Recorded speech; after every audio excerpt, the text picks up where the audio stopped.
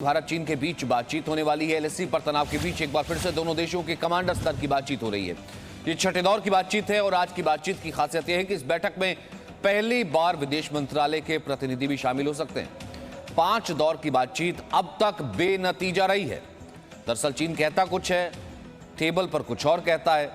शांति और अपनी सीमा में रहने का आश्वासन देने के बाद दोबारा वो विस्तारवादी नीति पर आ जाता है, वॉर प्रोपेगेंडा फैलाता है। और भारत ने पहले ही साफ कर दिया है कि चीन की अप्रैल वाली स्थिति में वापस चीन को आना होगा। उससे कम का और उससे पीछे का सवाल ही नहीं होता। सवाल है कि आज की बातचीत में क्या बात बनेगी या फिर चीन अपने उस रुख पर कायम रहेगा।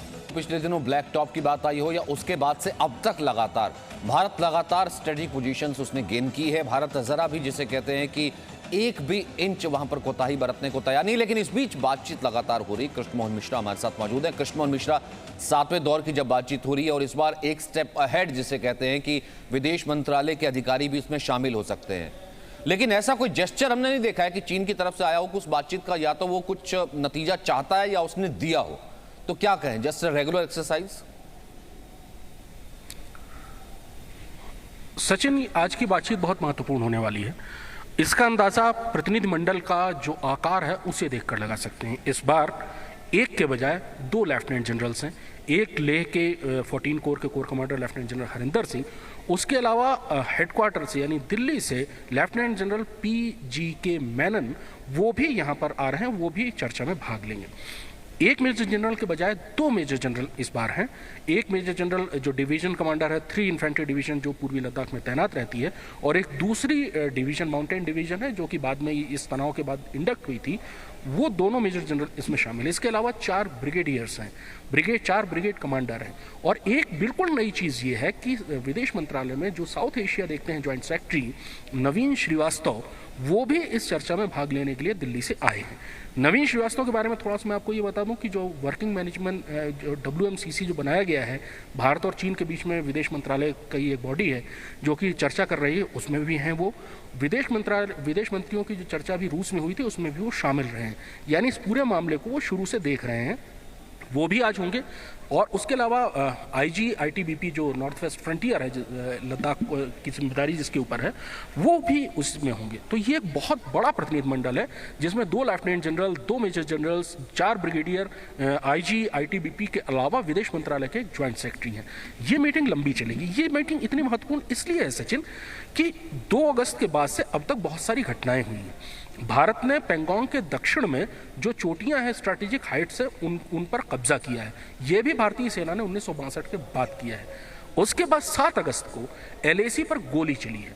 चीन ने भारत के ऊपर आरोप लगाया, भारतीय सेना ने उसका खंडन किया है और कहा है कि दरअसल फायरिंग चीन ने की थी। लेकिन 1967 के बाद पहली बार दोनों सेनाओं के बीच में गोली चली है LAC में। ये एक बहुत बड़ी घटना थी। यानी LAC और LOC के बीच का फर्क मिट गया। पहली बार LAC पर गोली चली इतने लंबे अरसे बाद। उसके बैकड्रॉप में, उस पस मंजर में जब ये मीटिंग होती है और इतने बड़े डेलीगेशन के साथ, तो जाहिर है कि ये मीटिंग बहुत ज्यादा महत्वपूर्ण है।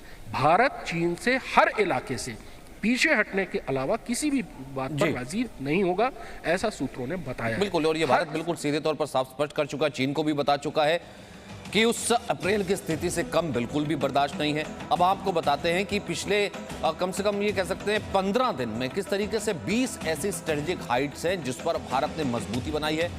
मुखपरी हो, मगर हिल हो, ब्लैक टॉप का इलाका हो, हेलमेट टॉप हो, जो कि ब्लैक टॉप के बिल्कुल पास है, क्योंकि पहले ब्लैक टॉप की खबर आई थी, फिर हेलमेट टॉप पर भी। अब ये जो मोल्डो पोस्ट नजर आ रहा है जिसमें आपने अमूमन देखा होगा कि जब चीन की तरफ से बातचीत होती है, यानी कि चीन की जगह पर जब बातचीत होती है कमांडर स्तर की, तो वो मोल्डो में होती है, भारत की तरफ से चुशुल की तरफ होती है।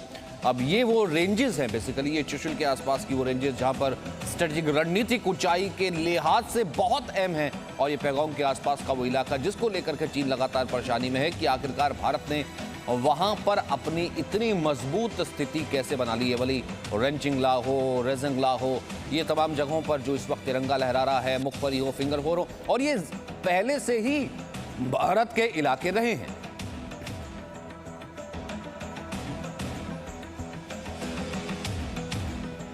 एक शब्द याद आता है, रक्षा मंत्री ने कहा था पीस एंड ट्रंक्विलिटी, यानी कि हम हमेशा शांति चाहते हैं, चीन को हम हमेशा बताते रहे हैं कि कोई भी मैटर हो, कोई भी इशू हो, हम शांति से बात करने के लिए तैयार है, लेकिन अपनी संप्रभुता की रक्षा करना भारत जानता है।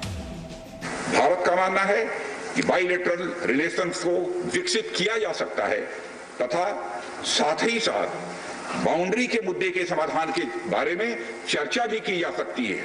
यह हम दोनों काम कर सकते हैं, परंतु एलएसी पर पीस और ट्रैंक्विलिटी में किसी भी प्रकार की गंभीर स्थिति का बाइलेटरल रिलेशंस पर निश्चित रूप से असर पड़ेगा। यह बात भी दोनों पक्षों को अच्छी तरह समझनी चाहिए।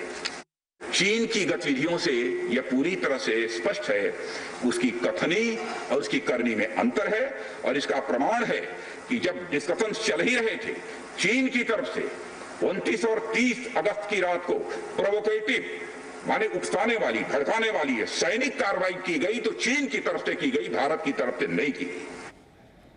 तो एक बार फिर से हम उन चोटियों को दिखाते हैं जो कि अभी हमने आपको दिखाई थी कि एक एक करके, पहले ये संख्या 6 थी, लेकिन फिलहाल ये खबर है कि 20 चोटियों पर भारत की स्थिति मजबूत हो गई है। 20 जगहों पर भारत की जो रणनीतिक ऊंचाइयों पर पहुंच है, यही चीन को नागवारा गुजर रहा है। लद्दाख की मगर और गुरुंग हिल की बात करें, भारत का नियंत्रण है। रेचिनला रेजांगला शिखर पर भी तिरंगा लहरा रहा है। पूर्वी लद्दाख में मुखपरी फिंगरपोर भी भारत का नियंत्रण है, जो कि 62 के बाद से चीन को लगता यह था कि वो धीरे धीरे करके अगर यहां पर विस्तारवादी नीति अपनाता रहेगा, आक्रामक रुख अपनाता रहेगा, तो भारत इन जगहों को छोड़ता रहेगा। Presenting V News app, available on Google Play and App Store. Download it now.